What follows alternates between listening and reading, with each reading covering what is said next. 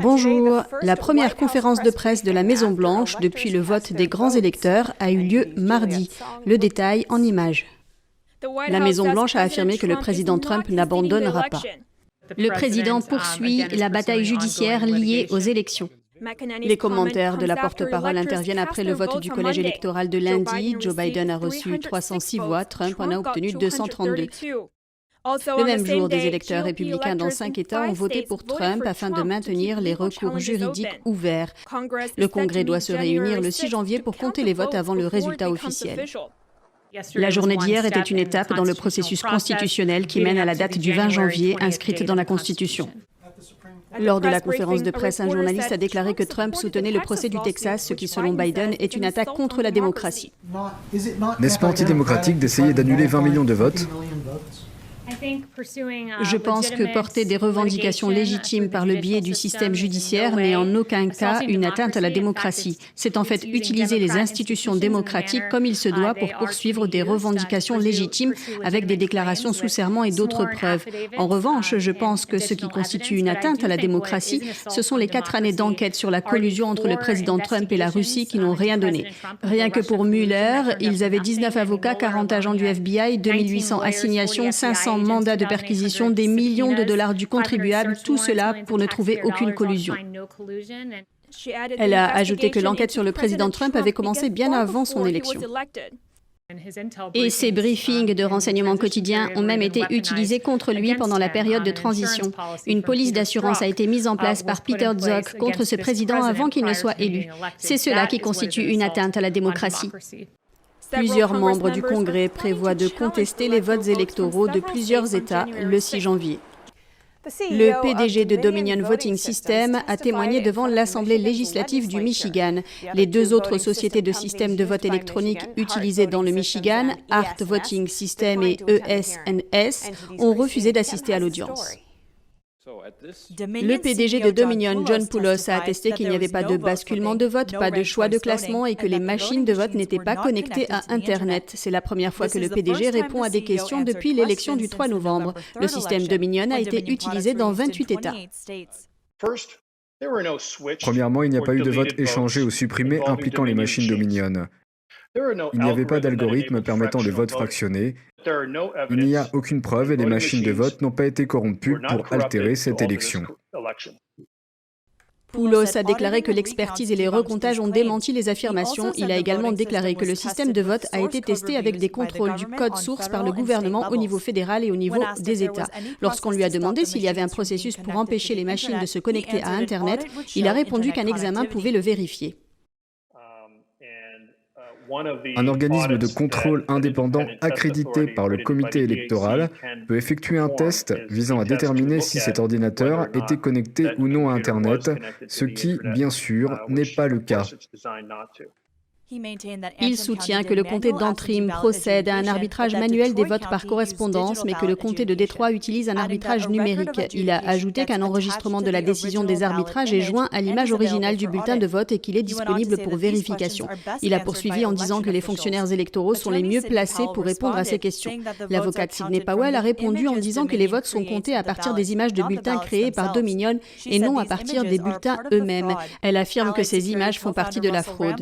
L'expert en sécurité Russell Ramsland a constaté que les registres de vote et les registres de sécurité pour l'élection du 3 novembre semblent avoir été supprimés alors que les journaux des élections précédentes sont toujours présents. Poulos a nié toute connexion avec le Venezuela ou la plateforme SolarWinds. Une des rumeurs que j'ai certainement lues et relues affirme que le code source est en quelque sorte intégré dans les systèmes du Dominion et qu'il provient en quelque sorte du Venezuela. Ce n'est pas le cas. Une capture d'écran du site de Dominion montre que celui-ci utilise effectivement la technologie SolarWinds qui a été récemment piratée. Dominion a par la suite modifié la page web pour supprimer toute référence à SolarWinds, mais ce dernier est toujours dans le code source de la page.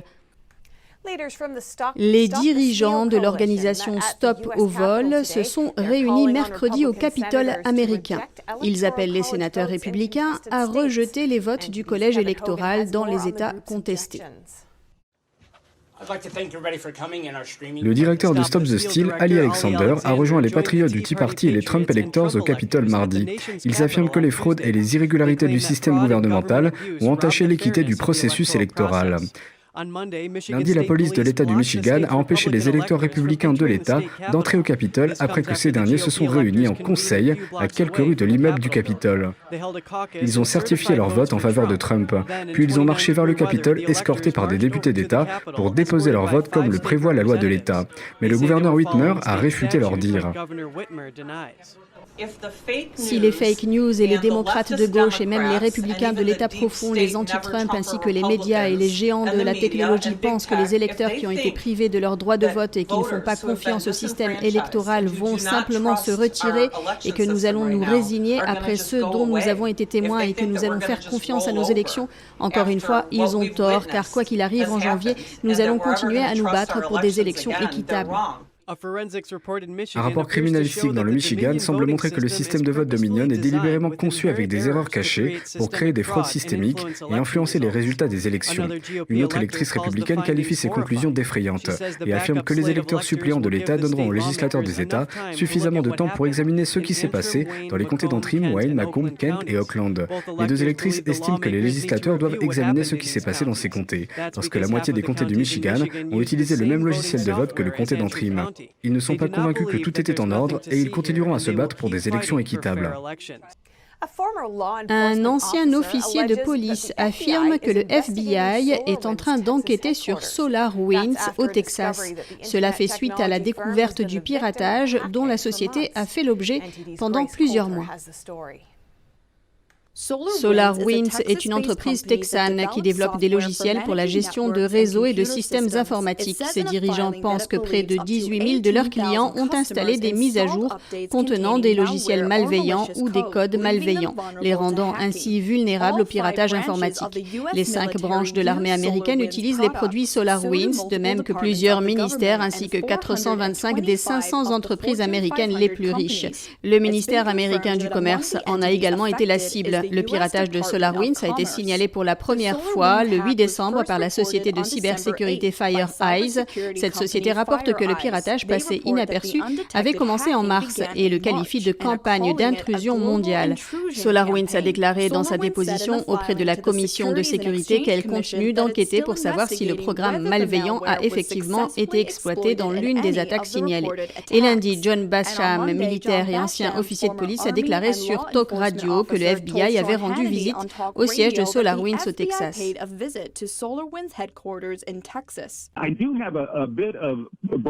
J'ai une information pour vous. Je me trouve au Texas et j'ai un bon ami ranger qui m'a dit que le FBI, les Texas Rangers et les US Marshals sont tous au siège de SolarWinds à Austin, Texas, et ils examinent très sérieusement les systèmes informatiques là-bas. Basham a aussi affirmé que les employés de SolarWinds étaient probablement au courant du conflit avant que celui-ci ne soit annoncé. Des cadres supérieurs ont vendu des millions de dollars d'actions quelques semaines avant l'annonce publique du piratage.